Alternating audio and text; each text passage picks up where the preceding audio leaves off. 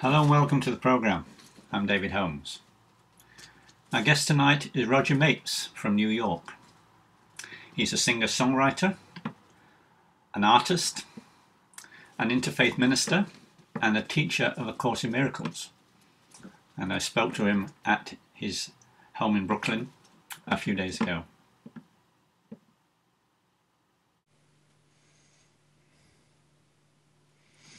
So, hi, Roger. Welcome to the programme. All the way from Manchester to New York. It's great that we've finally managed to overcome the technical problems. Technical difficulties over here in Bay Ridge, Brooklyn, but yeah, we're here. Oh, good. So we'll start early on in your life. You were born in Muscle Shoals, Alabama. Yeah. Is that right? Muscle Shoals, Alabama is called the hit recording capital of the world. Right. Because, especially in the 60s and 70s when I was growing up, major recording artists came to Muscle Shoals to record with the studios there that had a distinctive sound. Yeah. And, I mean, major recording artists, like the Stones. The Stones came and recorded many of their hits in Muscle Shoals, and people like Aretha Franklin and Dusty Springfield and major stars of the 60s and 70s, you know. So that's where I was born, and my father was in the broadcasting business, and my whole family were musicians and singers and things like that. So my whole upbringing was steeped in music and art and going to church. Right. So was that well, do you call it Episcopalian there? Is that the right term? No, actually I was raised a Methodist. Right. But then when I got to be a teenager, I decided to go to the Pentecostal church. Right. Because it was so much more fun. Okay, so and that's where I learned to play guitar and sing and be in a band and all that kind of stuff. So your introduction to music came very early in your life. How old were you when you first got involved in music? Well, my father and mother both were musicians and singers. So at home, and my family was, so we used to have family sing-alongs. We'd have everybody, aunts and uncles and everybody come over, and my mom would play the piano or my grandmother would play the piano. We would all sing along. So I learned gospel music from a really young age. I would say, you know, as far as back as I can remember, you know, from preschool, you know, that kind of thing. Live music was always in our house. Plus the fact, since Dad was a radio and television broadcaster, he was always bringing in new music for us to listen to and hear and stuff like that. So, you know, ever since I can remember, far all the way back to the beginning. Right. Yeah. So, did gospel music in particular interest you? Or was it yes. That was my favorite kind of music. And that influence in that region is what was so effective to the other major recording artists that came down there, because where I lived in Muscle Shoals, Alabama, was very close to Nashville. It was only an hour and a half away from Nashville. Yeah. It was also very close to Tupelo, Mississippi, where Elvis Presley was born. And that whole region was very full of musicians and artists, painters for some strange reason. But the particular sound of that region is what made rock and roll, actually. It's how it came together in this country. So there was hillbilly music, the blues, country music, and it all sort of and gospel music, and it all sort of combined, you know, to become rock and roll. Oh. So many of the famous, a lot of British artists came to Muscle Shoals to record. I mean, it's really amazing.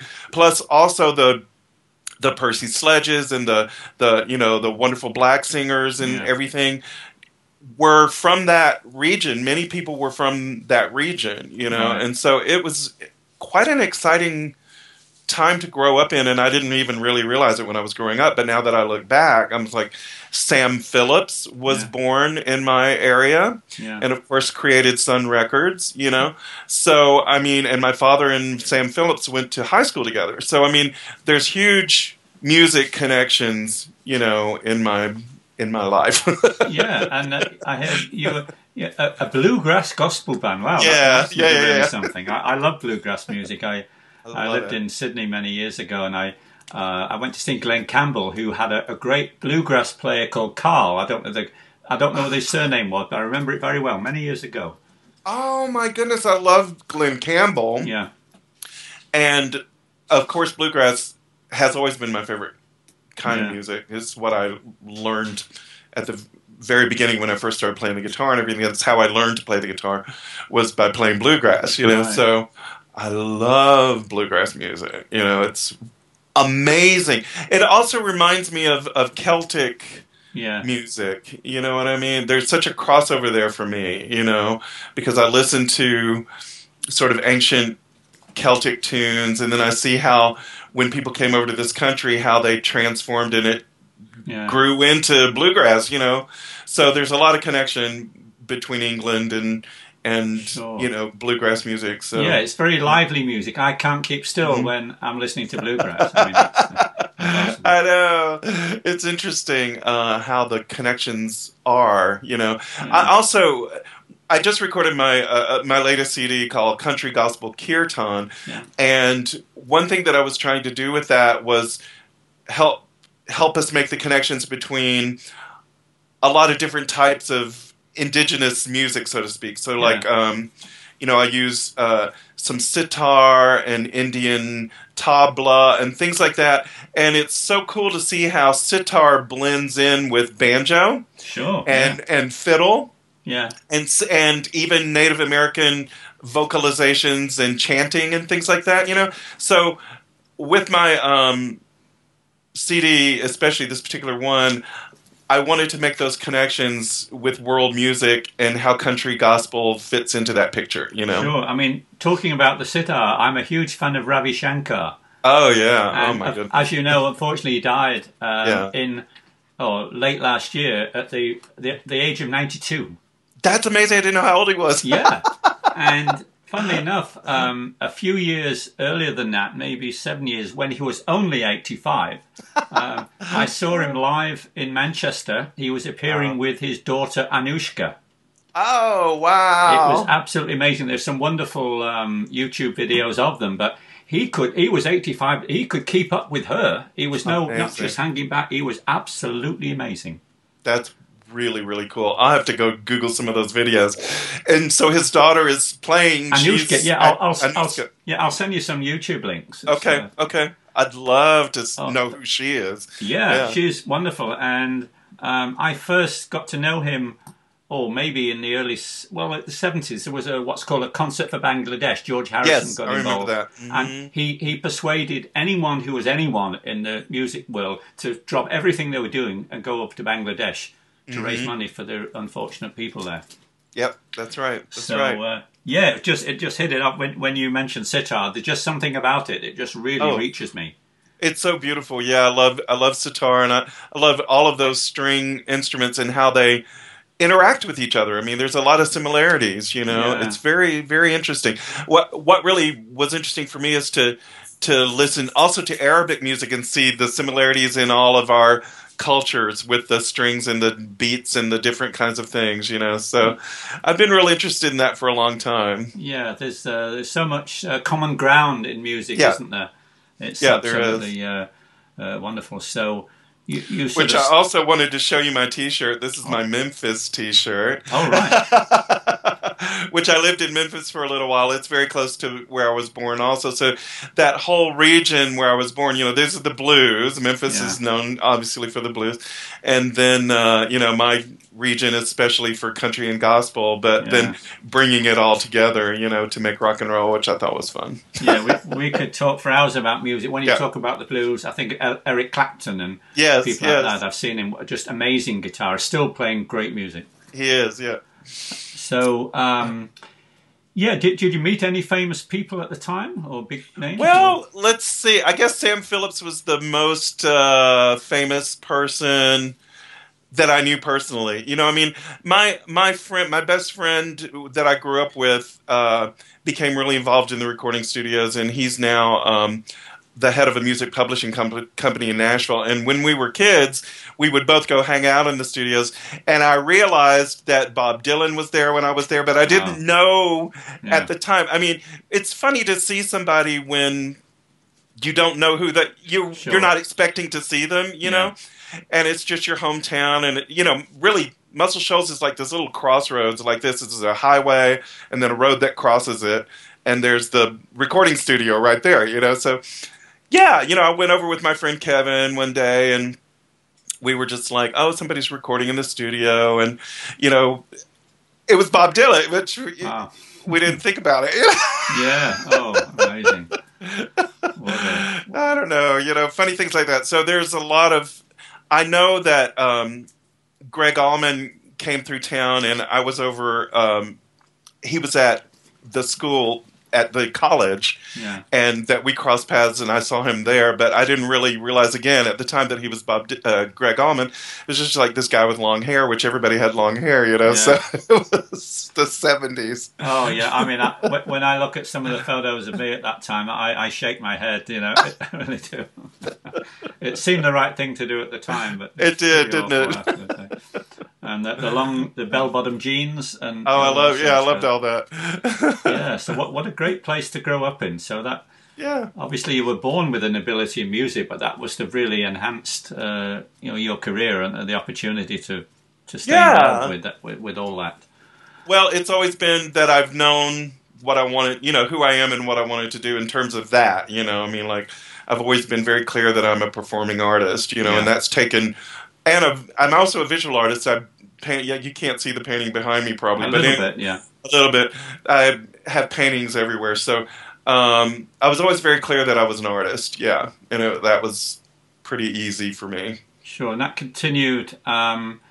You're playing at music festivals. I think Yeah. your senior year, and Yeah. we go back a little bit to talking about, say, religion again. And you Yes. said you left the church. Was that because they disapproved of you being gay? Yes. Oh, right. But by that time, I was in college, and I had been playing with Stained Glass Bluegrass, which is what our band's name was, and we'd been playing for many years together. And I was realizing that I was in love with the banjo player. I mean, he was a wonderful guy, and I loved him, really loved him. And my naive expression of my love for him really Yeah. caused a lot of problems, you know. Yeah. And so that was the split. That's when that sort of happened, and it was painful because I really loved the church, and I, Yeah. of course, loved gospel music, and I wanted to be a music minister. That's what I wanted to do with my life, and so, but it took me in a different direction. So I got involved in theater, you know, Right. like most good gay boys do, you know, by that time. But anyway, got very involved in theater and wound up majoring in theater, and then moved to New York City and went to the American Musical and Dramatic Academy, which was a really fabulous school for Yeah. the dramatic musical drama, you know, for musical theater. Yeah. So after that, I started auditioning and this, that, and the other, and I realized that what I really wanted to do was write music Yeah.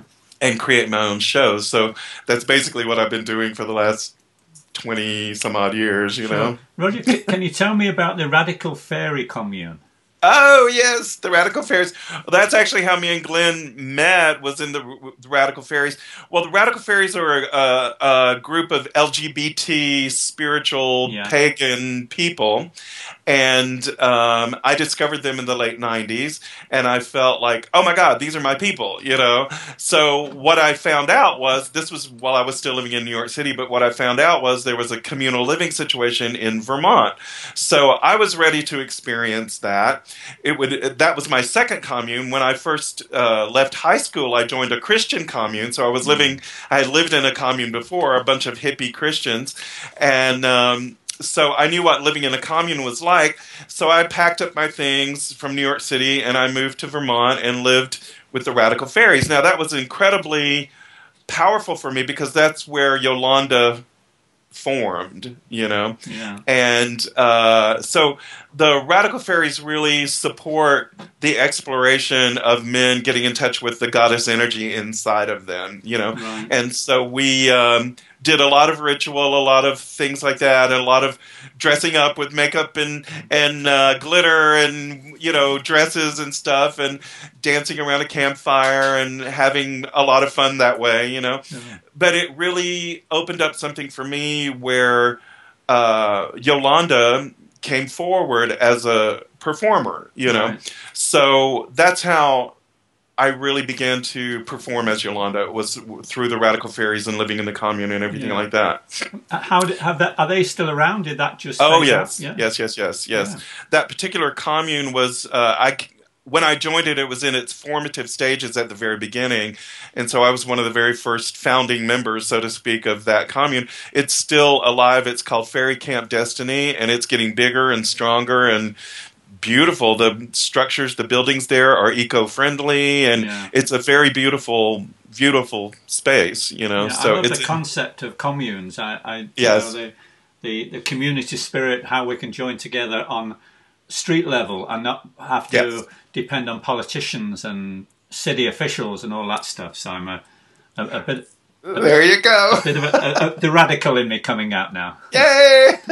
Well, and that is Glenn and I's vision in building community. Like, we really have a passion for connecting with people in that way and really building community. So we're still in that mindset and actively working on that here in New York City. So it's taking different forms and shapes. But yeah, that's what we're interested in So too. you're still leading a very busy life, but a very fulfilling one. It sounds like. So, did Reverend Yolanda just take off, or did it gradual and you suddenly hit the cabaret scene? Well, Reverend Yolanda is interesting because actually I started performing as Yolanda, like I said, way back in the Radical Fairy days. So that was like late 90s. And when I lived in Vermont, it just got bigger. I started a rock and roll band called Yolanda and the Plastic Family. And that got bigger and bigger and bigger. And I recorded and toured and this, that, and the other. And finally I decided, okay, I'm going to move back to New York to give it a go. So I moved back to New York. And Yolanda took over downtown Manhattan. You know? Right. I won a lot of awards for being who I was and all of that kind of stuff. And then, and I wound up in the LGBT Hall of Fame, which I thought was really awesome.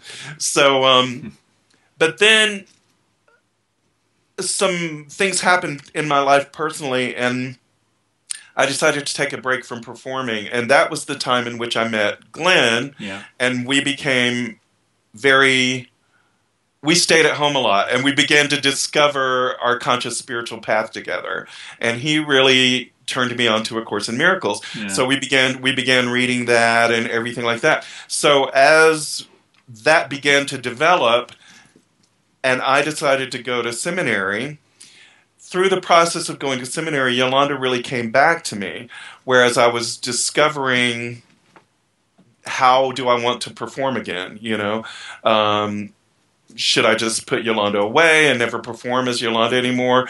Or how can I integrate my spirituality and Yolanda? And that's how Reverend Yolanda was born. So that began to take shape around 2011. And then when 2012 started, in January of 2012, I decided this is the year that I'm going to create my show called Reverend Yolanda's Old Time Gospel Hour. And so that's what I did. And 2012 just blossomed with, you know, opportunity and everything for Reverend Yolanda to come forth as a fully blown, fully realized spiritual performer. You know, and it's going really great. I really, really love it. I've been performing at the clubs in New York, but also at different churches and around the Northeast a little bit and into the South. So it's on a roll, and we're, you know, taking it on the road. Sure. You talked to me about the message that you like to put across with you. Could you explain that, what you're trying to do with that character? Yes. Well, the main thing I'm trying to say is that we're all spiritual creatures, and we are all divine expressions of God. And it doesn't, it's not about separating you different areas of your life into different compartments. It's about integrating everything, and your dark side, your light side, your good, your bad. It's about integrating and embracing being human, Right. And so my authentic self sees me sometimes dressed in drag, Yeah. and that's authentic to me. So Right. for me to separate that out and say that I can't be a reverend when I'm in drag is Yeah. ridiculous. Yeah. So, So that's the message: is to incorporate all of who you are mm, and realize that you are the light of the world. yeah.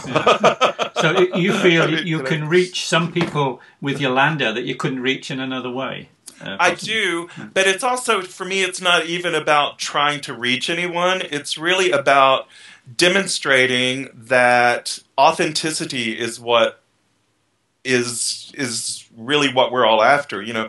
We're all trying to find a way to access that true self. Right. And we're afraid of it. We're afraid of it. Our culture teaches us to be afraid. No, no, no, no. Don't be authentic. Instead, buy this product, do this thing. You don't have enough. You're too fat. You're too skinny. Whatever it is.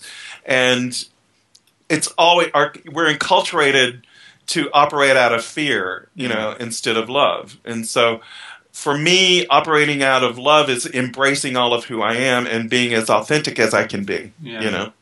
So would you So, say these days that there's a greater acceptance of the gay community by those who aren't gay? Have you noticed yeah. changes in acceptance in that way? Oh, I do. Yes, absolutely. And when I accepted myself is when I saw the acceptance in the Right. community. You see what I mean? So a lot of us in segregated communities or minority communities or whatever uh, have a real hard time with our own self-loathing, Yeah. And that's what keeps us ghettoized, if you will, Right. Because we think that somebody out there hates us, and is imposing horrible things on us. Yes, of Yeah. course, there are laws and stuff that need to change and all of that kind of thing. Yeah. But for me, the breakthrough came when I made the breakthrough about my own self-love, Yeah. when I was able to really embrace who I am, and not be afraid to hold my husband's hand walking down the street. You know Yeah. what I mean? And then I see the different reaction on the Yeah. outside. Now, a classic example is I'm on the subway, right? And me and Glenn are on the subway, and he has to get off before I do. And there's this woman sitting across from us, and she's staring at us like this, because I'm obviously holding on to him and being affectionate. And she's staring and staring and staring. And so I kiss him goodbye, and he gets off the subway, and she's still staring at me like this. And I'm like, yeah, that's right, I kissed him. I'm a fag. What do you think of that? And she goes, isn't it wonderful to be in love? Oh, wow. You know what I mean? My thought of her staring at me was, she must hate me. Yeah. She hates queers. I'm gonna throw this up in her face. Yes, I'm a fag. How dare you? And what it actually was, she was looking at us in bewilderment, like, oh, how wonderful! These two people are in love. Wow. Yeah, they can get it wrong. Yeah, it's just, yeah, that's right. So it's about my perception, Sure.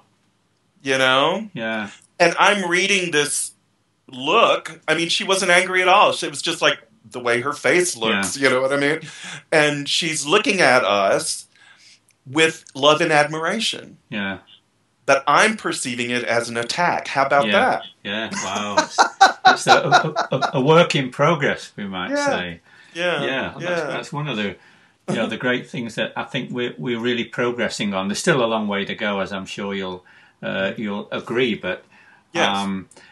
It's moved from a community acceptance, or more a higher level of acceptance, to official, where to allow gay people to marry. I think that's wonderful. It's how dare anyone else tell you or some other person, you can do this with your life, but they can't do that.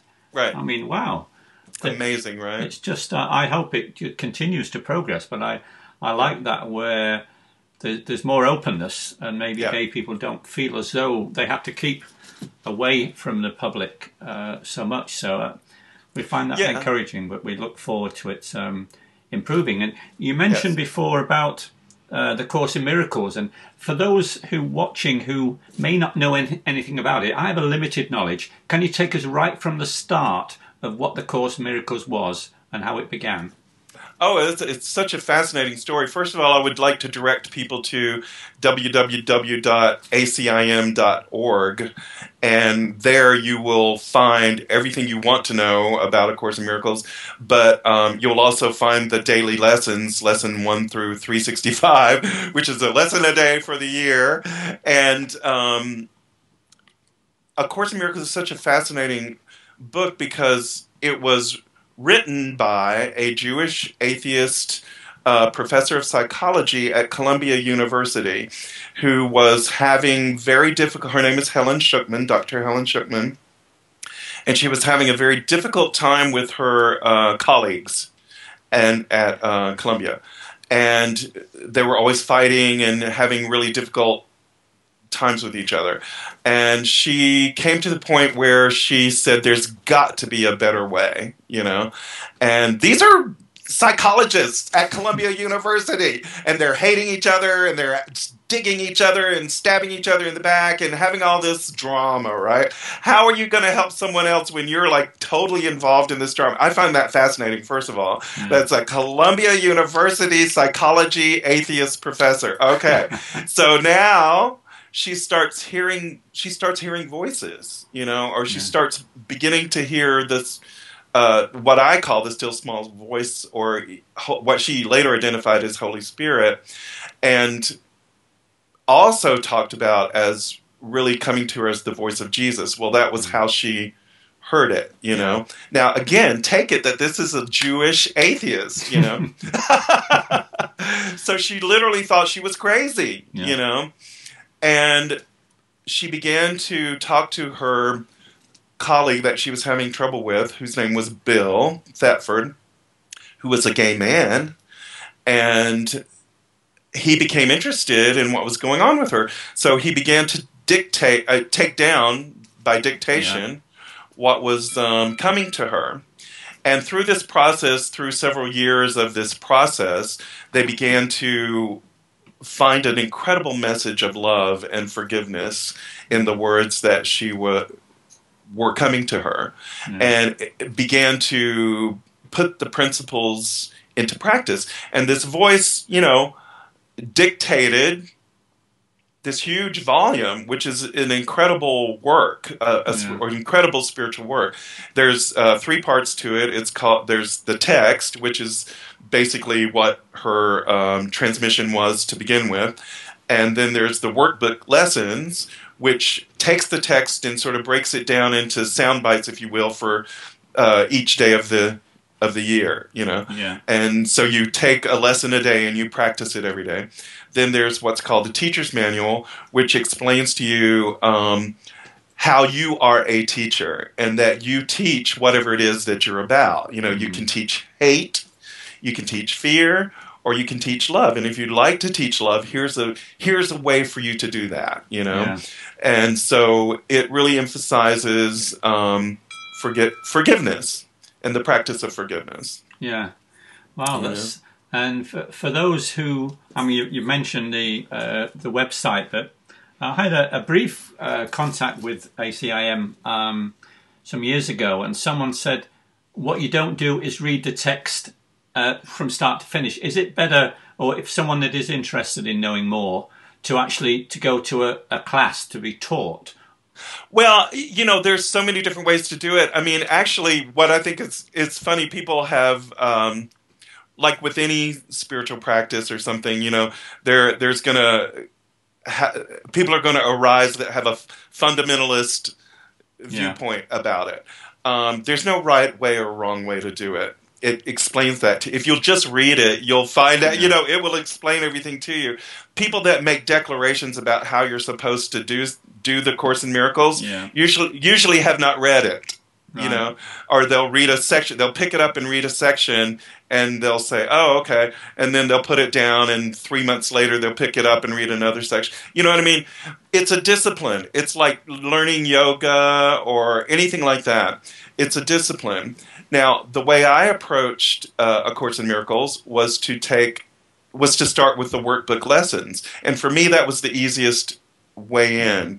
Start with lesson number 1 on January the 1st and do one lesson a day all the way through December 31st. That was my access in. Yeah. And then I began to read the text. Now my husband is very different because he's a very smart person and really enjoys dense manuscripts, and the text is a dense manuscript. Yeah, hard but work. it's absolutely amazing, and it's incredibly well written. Yeah. It's even poetically written. It has reference to the Bible, and it has sort of Old English language in some places, but it's also very, very, very, very clear in some sections too. So it's like a great work of art that has different types of ways of communicating with you. Like the Bible itself. It's many different books in one book. Yeah. There's poetry, there's music, there's narrative, there's many different ways of reading the Bible. You don't just read it one way, So that's kind of how A Course in Miracles is. It has different sections in it and different parts to it. And the text is very dense, but it's also very enlightening and very beautiful to read. Right. So for me, the way to get to the text was through the lessons, because the lessons are very, very easy to grasp and understand. And so that's how I did it. Now, my husband, he just picked up the book, read it cover to cover, and did that 5 times in a row. Wow, that's amazing. It is a lot of material, and yeah, it's a lot of material, and it's very dense, and it's very beautiful, and really incredibly enlightening, But you can do it either way. I mean, you can just, like some people read the Bible that way. They'll take the Bible, just go open and point, and there's the message for the day, And I mean, you can do A Course in Miracles like that, and you'll get benefit from it however you do it. But truly, I always encourage people, if they're willing to, is to start with lesson number 1, and just go from there, see where it takes you, Sure. So you're obviously interested in it for some time. When did the inspiration come to actually teach it, like you and Glenn did? About 3 years ago. Glenn is really the team is really interesting because he's a very powerful speaker and really takes us into the text very deeply. And then I'm the one that's always questioning him. What does that mean? You know what I mean? It's just like, what do you mean by that? Yeah. And he'll come up with these wonderful examples. And he always finds beautiful images to go along with his examples, like different things. We do a workbook every week that has full of images and ways of accessing the text and things like that. Yeah. So we've been doing the study group now for 3 years, and it's changed in the way that we do it over the time.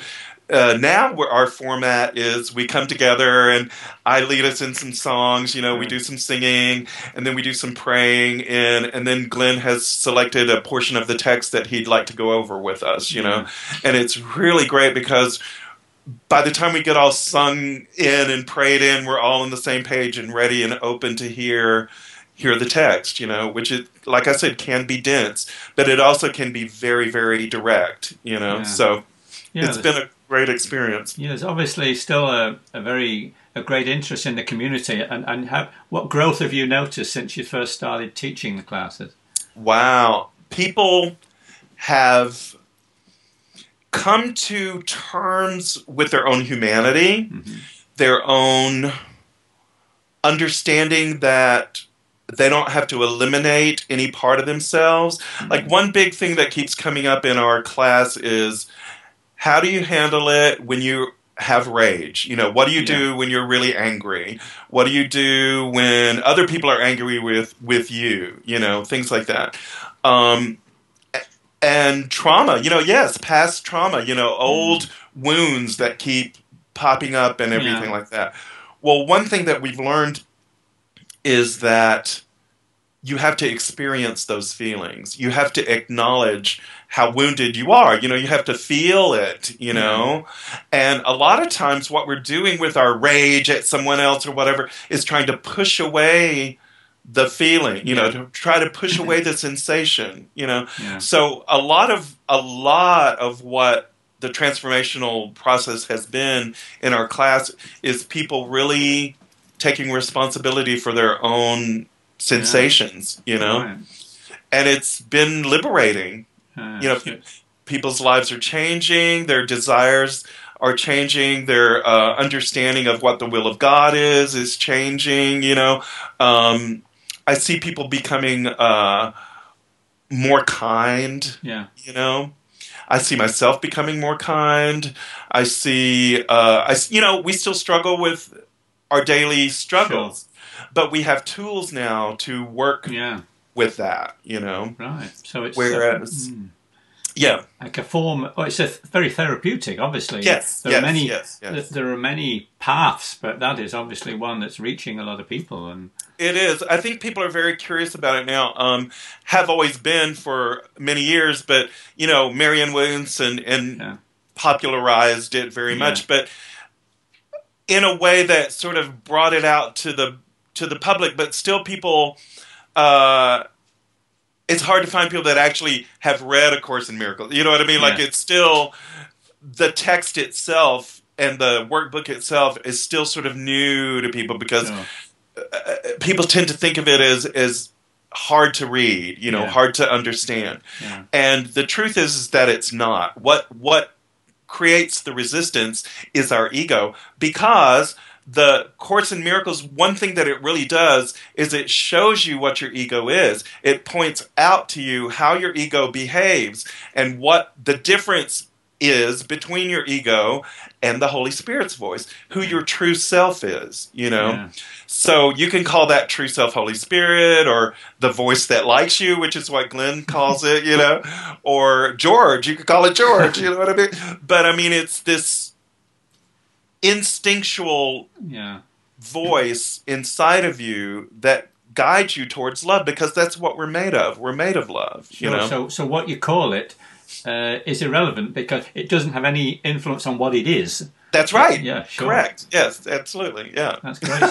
So how do you see that developing? Is it a constant thing where you move from one phase to another, or it's just a gradual awareness? I think I like the onion analogy, you Yeah. know, peeling the layers of the onion and that there's just more and more and more. I was having a conversation with a friend of mine that I've been coaching now for 2 years in A Course in Miracles and right before you called, and he has made incredible changes in his life and he's surprised that there's more to do. You know what I mean? Like, it's like we think that, you know, we're going to get to some place where everything's going to be all right and nothing, I don't ever have to do any more work. I have a teacher that likes to say, okay, God, I can take it from here. You know what I mean? So it's a lifetime path, really. Yeah, Is that how you regard it? It never actually stops. The learning never. No.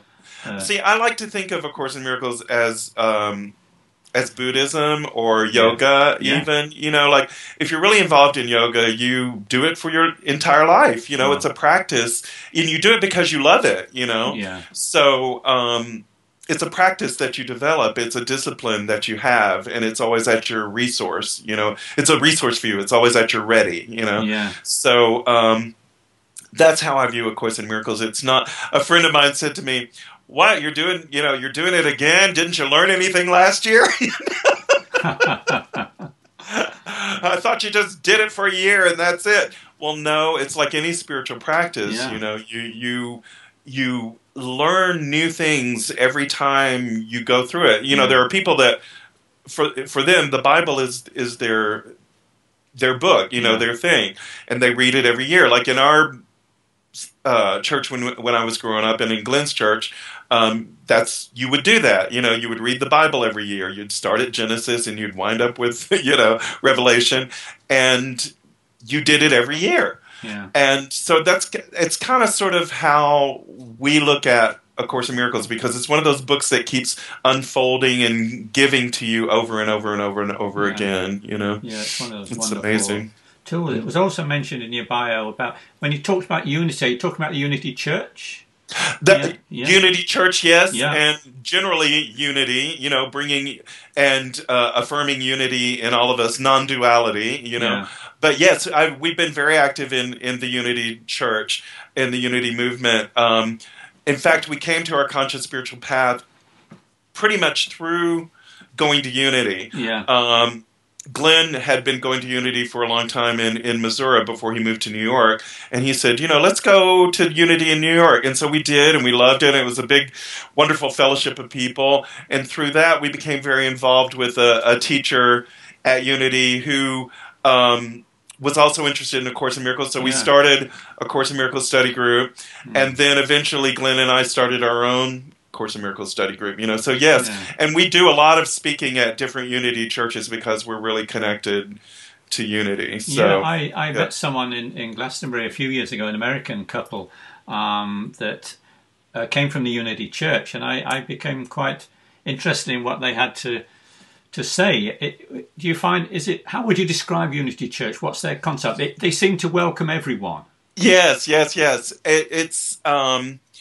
It's based on the teachings in the early 20th century of Charles Fillmore and his wife Myrtle. Is her name Myrtle? Yeah, and Myrtle Fillmore, who cured herself of tuberculosis through prayer. Now, Unity didn't intend to become a worldwide or whatever church. You know what I mean?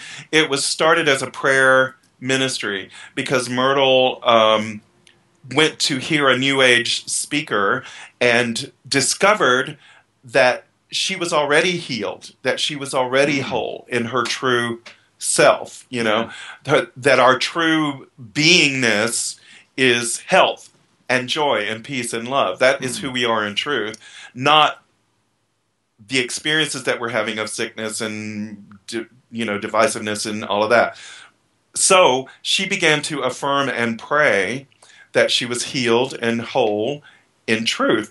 And this was a process for her. She began going through every part of her body and thanking God for every part of her body and forgiving herself for not treating her body in good ways, and just really going through a process of prayer and healing. And she healed of tuberculosis. So her husband, Charles, took notice of this, and they began to develop their new thought principles. But a lot of that was happening at the time, that was at the turn of the century, last century, and there was a lot of that's when New Thought was born. There were a lot of people experimenting and looking at what we are in truth rather than, and what Jesus taught us about ourselves, in truth, that you are the light of the world, and so that's where Unity came from, is from developing and practicing New Thought principles, So a lot of different things. Science of mind also came about. Yes, I'm just going to ask you, because I'd read that bit when you mentioned Unity in the Course in Miracles, Science of Mind. What sort of... How would you describe that organization? Well, it's another movement that formed around the same time that focuses on prayer and affirmative prayer, in the sense that we're not begging some God out there that's sitting on a throne somewhere to do something for us. We're not speaking of the Santa Claus God, you know what I mean? We're speaking of the power that is expressed through us and in us. And so what we're doing with this new thought principles, which dovetail into A Course in Miracles, is that we're acknowledging who we are in truth, and we're allowing that to shine forth in our experience in this world. And through the process of that, many miracles happen. You know, things happen. We heal of diseases, or we don't. Yeah. Maybe it's our path to be to have this particular. I'm HIV positive, and my HIV positive status is still with me. Okay. It hasn't gone away. But the miracle in my life is I am whole, I'm healthy, I'm full of life and love, I'm energetic, I'm out here, you know, giving my message to the world. And a lot of things changed for me when I realized that, oh, I have to take care of myself. I have to really, you know, pay attention to my body, and I have to really love it. Yeah. And thank it for being the vehicle for which I express myself in this world, you know. Yeah. So there are many different paths. It's not that there's one path, you know, and it's not that when you affirm and understand who you are in truth that all your problems will go away. That's not the point either. Yeah. You know, Jesus was nailed to a cross. I'm sure that was problematic for him. You know what I mean? Yeah. But in that process, he said, I forgive you because you don't know who you are. Yeah. So, you know what I mean? It's not like it's a one-size-fits-all, and that when you work with these principles that, you know, everything's just going to be a bed of roses. You know, it's not like that at all. Yeah. And some people want to portray it that way, but it's really not like that, you know? Yeah. So your spiritual path continued when you enrolled at One Spirit Faith Seminary in Yes. New York, and became an ordained interfaith minister in That's correct. 2011. Yeah. How would you describe that path? What led you to do that, and how did it go when you were doing your training? My particular mentor, other than Glenn, is my friend Reverend Sean Moninger, who is a Unity minister. And I began to talk to him about what the path of being a minister is like, you know, because in my childhood, ever since I was 16, I had felt the calling, in other words, and wanted to pursue a life of service as a music minister. And so about 3-4 years ago now, I began to have conversations with Reverend Sean about what it was like to be a minister. And he first went to Interfaith Seminary and got a broad education about what different religions and spiritual paths were all about. And then he focused in on becoming a Unity pastor, you know. So I decided that I would like that approach, and I decided that I would enroll in One Spirit Interfaith Seminary for the process itself of discovering many different paths and how they all connect together.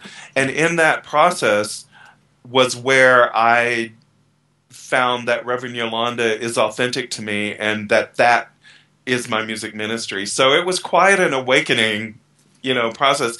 It was also wonderful to be at One Spirit and be involved in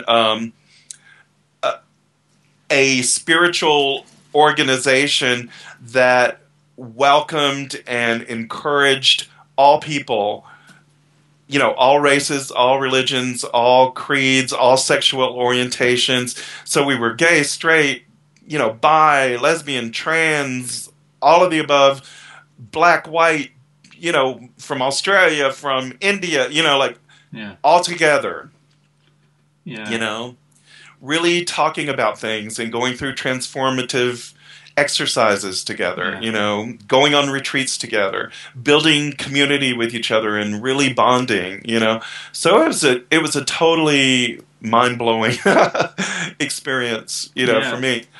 And I feel like I came out of it with a greater understanding of myself and how to create community in the world. Yeah, even the name Interfaith, I love it because it's symbolic of people from all walks of life coming together, and that what you described. And I think, I mean, I just mentioned briefly 9/11, but from there, that dreadful situation, but from there I found, or I believe, came a movement towards people reaching out to someone they didn't understand, but they would give time to to get to know them. And the interfaith movement is wonderful. It is really wonderful. admire what Yeah, they do. it really is. The understanding in today's world, I think, is blooming and blossoming, that we need to embrace each other rather than segregate into different groups and war with each other. I mean, war is still happening, obviously, but I mean the understanding that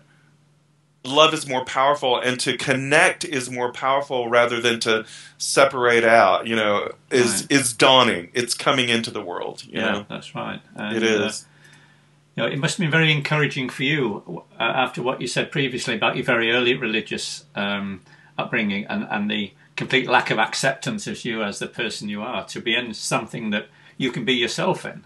Yeah, it's really Okay. it's really cool. I mean, and it's not just a Northeast thing. I mean, it is beginning to happen in other parts of the country, and it's also we're seeing people, respond to that in a negative way. People want to hold on to their old beliefs and everything, but I really do see people connecting and wanting to connect Yeah, across the board, across religious lines, yeah. across those sort of barriers.